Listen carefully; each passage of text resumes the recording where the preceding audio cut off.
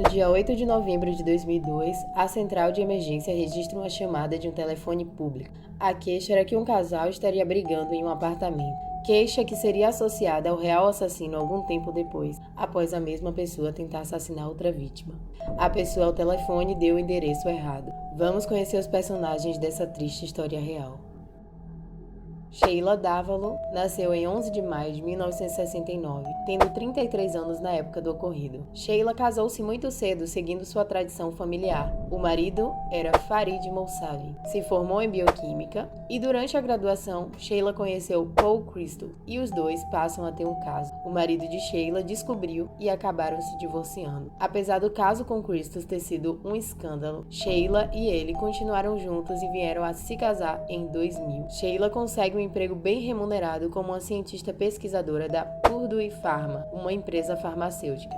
Em 2001, ela conhece Nelson Sessler, que é um novo contratado da Purdue para o cargo de pesquisador farmacêutico. Sheila se apaixona por Nelson e começa a manter um caso com ele. Para Nelson, Sheila disse que era divorciada. Ela conseguia enganar muito bem os dois. Para o marido, ela dizia que tinha um irmão com problemas mentais que ficaria muito irritado se descobrisse que ela era casada. Esse irmão era Nelson. Então, o marido, coitado, ele acreditava e ele sempre dormia fora de casa quando Sheila levava Nelson para lá. Paul ainda ajudava Sheila a tirar da casa os vestígios do casamento. Quando Nelson chegava na casa, não tinha como ele suspeitar que ela não era solteira. Não tinha nada de casado lá. O que Sheila não contava era que Nelson também estava saindo com sua colega de trabalho, a Ana Lisa Raimundo. Ana Lisa nasceu em 1970 no Brooklyn, Nova York. Se formou em Harvard, vindo a fazer mestrado em saúde pública na Universidade de Colômbia, e ela tinha 32 anos na época do ocorrido. Nelson começou a desenvolver um sentimento muito mais forte por Ana Lisa, o que fez ele romper com a Sheila. Um tempo depois, ele noivou com Ana e os dois foram morar juntos.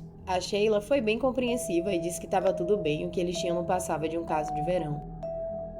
No dia 8 de novembro de 2002, a central de emergência registra uma chamada. A pessoa ao telefone relatou que ouviu uma briga acontecendo no apartamento do vizinho. Informou que um homem estava tentando agredir sua vizinha. Ao ser questionada pelo despachante, pela pessoa que atendeu a chamada, a respeito do endereço, a pessoa se atrapalhou e encerrou a ligação. A polícia consegue chegar até o endereço correto, mesmo depois de toda essa confusão, e ao entrar no apartamento, encontra a Ana Lisa caída. No apartamento não havia sinais de entrada forçada nem de arrombamento, então a pessoa conhecia a Ana. Mas havia sinais claros de luta corporal e de uma luta muito violenta. Ana Lisa, ela recebeu facadas no rosto, no pescoço e no peito, e teve um traumatismo na cabeça. A forma como ela foi encontrada demonstrava que quem cometeu aquele crime estava com muita raiva de Ana. O despachante ele retornou o contato para o telefone que fez a denúncia, mas acabaram descobrindo que a ligação foi feita de um telefone público que ficava do outro lado da rua de Ana, em um restaurante. A gerente do restaurante foi questionada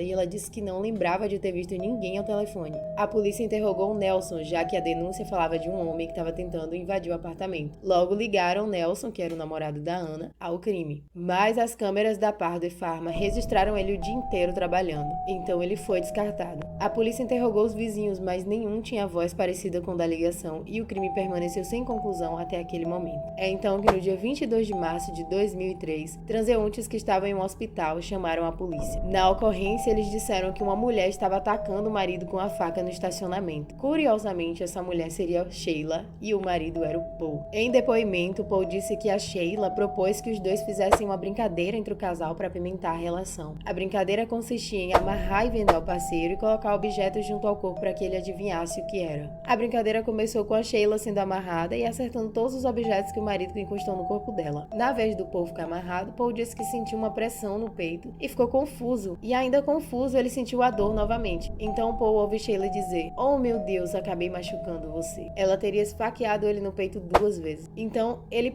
implora para que ela ligue para emergência. A Sheila corre para a cozinha para ligar para emergência, mas fingiu. Naquele momento, o que ela fez foi ligar para o Nelson. Ela ligou para ele e enquanto o marido sangrava, ela marcou um encontro com ele para aquela noite. A polícia veio descobrir isso depois. Passa-se muito tempo e a ambulância não chega. E o Paul ainda continua sangrando. Então ele implora para Sheila levá-la ao hospital. Ela então o leva, mas sempre agindo com bastante calma, como se estivesse apenas esperando o marido sangrasse até morrer. Quando chega ao estacionamento do hospital, ela olha para ele e vê que ele ainda não morreu. Então ela fica Furiosa, ela sai do carro para tentar tirar ele de lá de dentro, mas ao invés de retirar o Paul do carro, ela esfaqueia ele mais uma vez. O desespero de Paul chama a atenção das pessoas que percebem o que está acontecendo e chamam a polícia. Sheila é levada e presa por tentativa de homicídio. Paul precisou passar por uma cirurgia já que as facadas atingiram seu coração. Após saberem que Sheila ligou para Nelson naquele momento durante o ataque ao marido, os detetives foram até ele e, durante o interrogatório, eles descobriram que a Annalisa, a namorada do Nelson, tinha morrido recentemente. A partir daí, eles começam a ligar esse crime ao crime que a Sheila cometeu com o Paul. Os investigadores também coletaram amostras do sangue na cena do crime de Annalisa, e as amostras que foram encontradas na pia do banheiro batiam com o DNA de Sheila. Eles ouviram a gravação da ligação da testemunha para a emergência, compararam a voz com a de Sheila e constataram que a voz era dela. Quem ligou para fazer a denúncia falsa no dia da morte de Annalisa foi Sheila. Não restando dúvida, a promotoria montou o caso. Sheila desenvolveu uma verdadeira obsessão por Nelson, mas nunca deixando isso claro. Quando Nelson rompeu com ela para ficar com Annalisa, isso teria causado a ira de Sheila. Sheila assassinou Annalisa e fez a denúncia falsa na tentativa de despistar a polícia. Quando Anna morreu, Sheila voltou a se encontrar com Nelson, restando apenas o marido Paul no caminho dos dois. Então Sheila planeja o assassinato do marido, mas de forma mal sucedida, ela é finalmente presa. Sheila foi presa quando atacou o marido e foi condenada a 25 anos de prisão. Ainda na prisão, ela recebe uma nova pena de 50 anos pelo assassinato de Annalisa Raimundo. Após cumprir os 25 anos no Centro Correcional para Mulheres de Bedford Hills, em Nova York, ela será transferida para uma prisão de Connecticut para iniciar sua sentença de 50 anos.